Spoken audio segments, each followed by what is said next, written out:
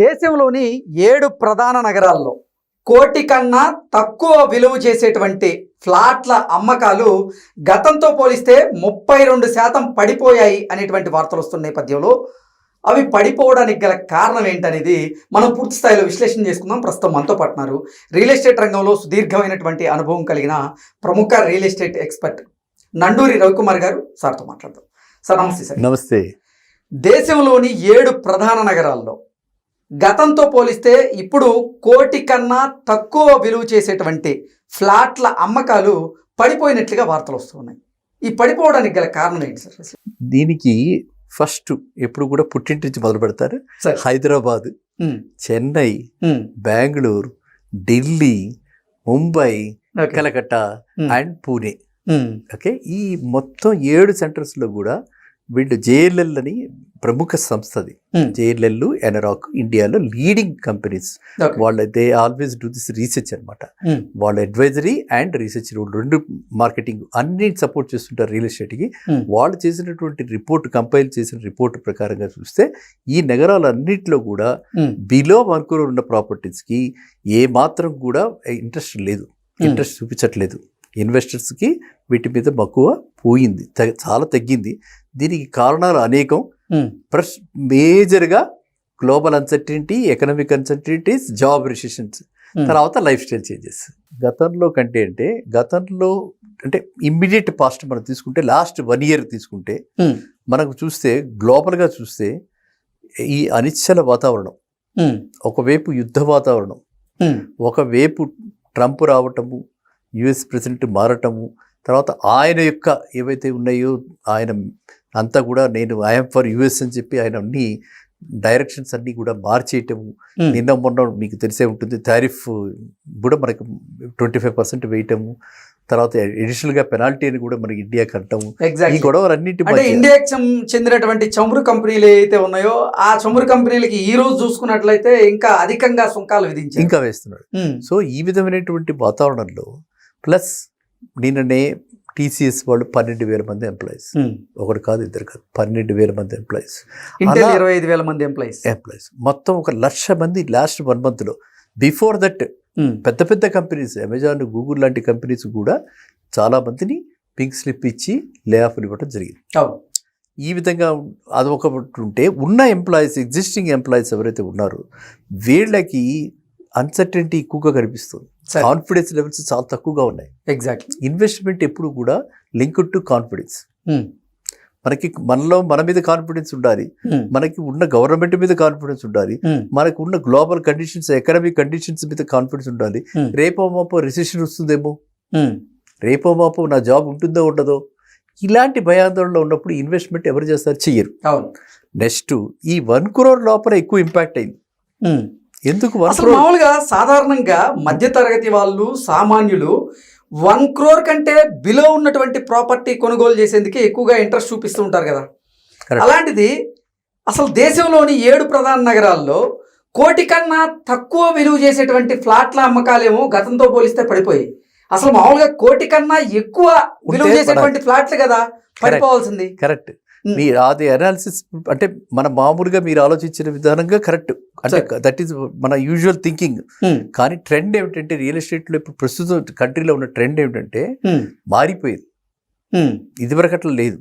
ఇప్పుడు ఏమిటంటే live rich అంటే బతుకుండగా హ్యాపీగా, రిచ్ అంటే ఏంటి, not in terms of money, హ్యాపీగా బతకండి. అండ్ లీవ్ రిచ్, పోయేటప్పుడు కూడా you should leave riches at go. అది ఇప్పుడు కొత్త కాన్సెప్ట్ అనమాట. ఈ కాన్సెప్ట్ వల్ల ఏమైపోయిందంటే ఆల్రెడీ సెటిల్ అయిపోయి ఉన్న వాళ్ళు ఉన్నారు కదా, సీనియర్ పీపుల్, వాళ్ళు గతంలో ఎప్పుడో 20 ఏళ్ల క్రితం కొనుక్కున్నారు, 15 ఏళ్ల క్రితం కొనుక్కున్నారు, ఆ రోజున వాళ్ళ అవసరాలకు అనుగుణంగా కొనుక్కున్నారు. ఇప్పుడు అది ఎప్రిషియేట్ అయినాయి. అందరికీ తెలుసు రియల్ ఎస్టేట్ బాగా అప్రిషియేట్ అయింది. ఎన్ని కంట్రీ వైడ్గా ఎక్కడ చూసినా సరే ఇన్ఫ్రాస్ట్రక్చర్ మీద చాలా స్పెండ్ చేయటం. పర్టికులర్లీ మోడీ గారి గవర్నమెంట్ వచ్చాక, అమిత్ షా గారి ఆధ్వర్యంలో మీకు ఎక్కడ చూసినా సరే ఒరిజినల్గా గుజరాత్ స్టేట్ ఒకటే ఉంటుంది, ఆయన చీఫ్ మినిస్టర్ అక్కడ ఉన్నప్పుడు. తర్వాత ఇప్పుడు ఎంటైర్ కంట్రీలో చాలా మటుకు పర్టికులర్లీ నార్త్ సైడ్ ఎక్కువ, సౌత్ సైడ్ తక్కువ. అది కూడా నేను చెప్పేస్తున్నాను, అందులో నిర్భవ బాటగా చెప్పేస్తున్నాను. మనకంటే కూడా నార్త్ సైడ్ ఇంకా ఎక్కువ బాగా డెవలప్ అయింది. ఈ ప్రైసెస్ రైజ్ వల్ల ఈ 20 ఏళ్ల క్రితం పెట్టిన వాళ్ళు అమ్మేసి సరే. They are going for luxury apartments. ఇవాళ మన హైదరాబాద్లో 16,000 SFT ఒక ఫ్లాట్. ఓకే, మీరు విన్నారు, ఒక ఫ్లాట్లో 16,000 SFT అనమాట. ఈ 16,000 SFTని 15,000 SFT రేటుతో కొంటున్నారు వాళ్ళు. ఎందుకంటే ఆ పాతకంలో వాళ్ళు గతంలో 20 ఏళ్ల క్రితం ఏదైతే ఇల్లు ఇండిపెండెంట్ హౌసెస్ ఉన్నాయో అమ్ముకోవటం. ఇప్పుడు మన హైదరాబాద్లో పుచ్చుకురా అనుకోండి, జూబ్లీ హిల్స్ వాళ్ళు అమ్మటం, వెళ్ళి వాళ్ళు ఫైనాన్షియల్ డిస్ట్రిక్ట్లో ఇలాంటి ఊబర్ లగ్జరీ ఫ్లాట్స్లో ఇన్వెస్ట్ చేయడం, ఈ విధంగా జరుగుతుంది. ఇదే ట్రెండ్ ఎవ్రీవేర్. అది వీళ్ళ వల్ల ఆ సెగ్మెంట్ పెద్దగా క్రాక్ పడల. వేరే ఈ సెగ్మెంట్లో మనం అనుకున్న సెగ్మెంట్ 1 crore బిలో, ఇది అందరూ కూడా ఎవరు అప్పుడే బిగినర్స్ సార్, అప్పుడే బిగినర్స్ అండ్ కొత్తగా అప్పుడే జాబ్ టేకప్ చేసిన వాళ్ళు. ఆ కపుల్ ఎవరైతే జాబ్, నీకు 5 లక్షలు, నాకు 5 లక్షలు, 10 లక్షల జీతం, 10 లక్షల జీతంతో మనం యాన్యువల్లీ చెప్పేది, యాన్యువల్కి 10 lakhs ప్యాకేజెస్. ఇలాంటి వాళ్ళు ఇప్పుడు ఈ 1 crore బిలో కొనుక్కుంటుంటారు. ఈ 1 crore బిలో ఇలాంటి వాళ్ళు కొనుక్కోవాలంటే ఇప్పుడు వాళ్ళకి ఏమైపోయింది, ఈ అనిశ్చిత పరిస్థితులు వచ్చేసాయి. నెక్స్ట్ మీకు ట్రెండ్ చూస్తే, యూత్ ట్రెండ్ మీరు గమనిస్తే గతంలో అలా లేదు. ఇప్పుడు youth trend why bother about future, నేను ఇన్వెస్ట్ చేయడం, నేను ఈఎంఐలు కట్టుకోవటం, నేను ఎందుకు ఇంత కష్టపడాలి, వద్దు, నాకు ఎప్పటికి 10 లక్షలు 15 లక్షలు ప్యాకేజ్ వస్తే, అంటే ఆవిడికి 15 లక్షలు, ఈడికి 15 లక్షలు, 30 లక్షల ప్యాకేజ్ వచ్చినప్పుడు అప్పుడు కొనుక్కుందాం అని డిఫర్ కూడా అవుతున్నారు. నెక్స్ట్ ఇంకా అన్నిటికంటే ఎక్కువగా ఏంటి, వాళ్ళు ఇప్పుడు ఇవాళ యూత్ ఎక్కడైనా మీరు చూస్తే, ఏ రెస్టారెంట్కి వెళ్ళినా, ఏ వీకెండ్ ఎక్కడికి వెళ్ళినా సరే, ఎంత కాస్ట్లీ రెస్టారెంట్కి వెళ్ళినా వెయిట్ చేయాల్సి వస్తుంది. అవును, ఎందుకంటే మొత్తం అంతా కూడా లైఫ్ స్టైల్ మారిపోయింది, అవుట్లుక్ మారిపోయింది. అంటే ఒక రకంగా అది అంటే వెస్టర్నైజ్డ్ కాన్సెప్ట్ ఇక్కడ కూడా వచ్చేసింది అనుకోవచ్చు. అక్కడంతే వాళ్ళ లైఫ్ అంతా కూడా లైఫ్ స్టైల్ అంటే ఫ్లాట్ కొనాలనుకున్నప్పుడు కూడా అధునాతన సదుపాయాలు ఉన్నాయా లేదా, అది వచ్చేదాకా నేను కొనుక్కోను, అది వచ్చినప్పుడే కొనుక్కుంటా, ఆ స్టేజ్కి వచ్చినప్పుడే నేను కొనుక్కుంటా. ఇప్పుడు మీరు అంటే ₹1 కోటి లోపల వాటిలో ఏముంటాయి, సరైన సదుపాయాలు కూడా ఉండవు. చాలా మట్టుకు ఏంటంటే బేసిక్ కమ్యూనిటీస్ అన్నీ ఉంటాయి.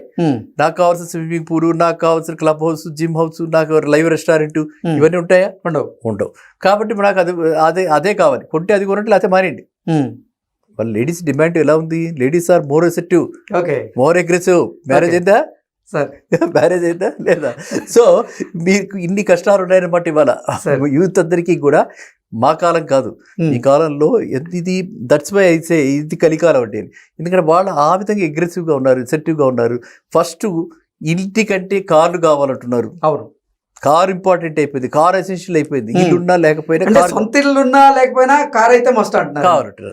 అందువల్ల మరి అది కూడా ఆలోచించాలి. ఆ ట్రెండ్ థింకింగ్ మారిపోవటం వల్ల ప్రతి వాళ్ళు కూడా ఈ విధంగా ఆలోచించటం వల్ల ఈ స్లో డౌన్కి అది కూడా ఒక కాంట్రిబ్యూటరీ ఫ్యాక్టర్.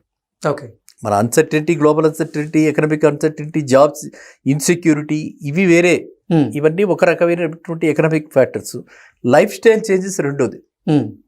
అదే ఇటువైపు మీకంటే నేనేంటంటే హారిజెంటల్గాను ప్రాబ్లమ్స్, వెర్టికల్గాను ప్రాబ్లమ్స్. కాబట్టి ఈ గ్రాఫ్ మీకు ఈ పర్టికులర్ వాళ్ళు ఎవరైతే JLL వాళ్ళు చేశారు, నాకు గుర్తుండి JLL వాళ్ళు చేశారు. JLL, ఎనరాక్ అని వీళ్ళు leading property management, property services, advisory services ఇండియాలో వాళ్ళు చేశారు, కండక్ట్ చేశారు. మంచి శాంపుల్ డేటా మీద చేశారు. కాబట్టి it is a reliable data. Okay, JLL వాళ్ళు ఇలాంటి డేటా తీసుకురావడం reliable data. It's good for every one. అంటే ఐ ఓపెనర్ అనమాట.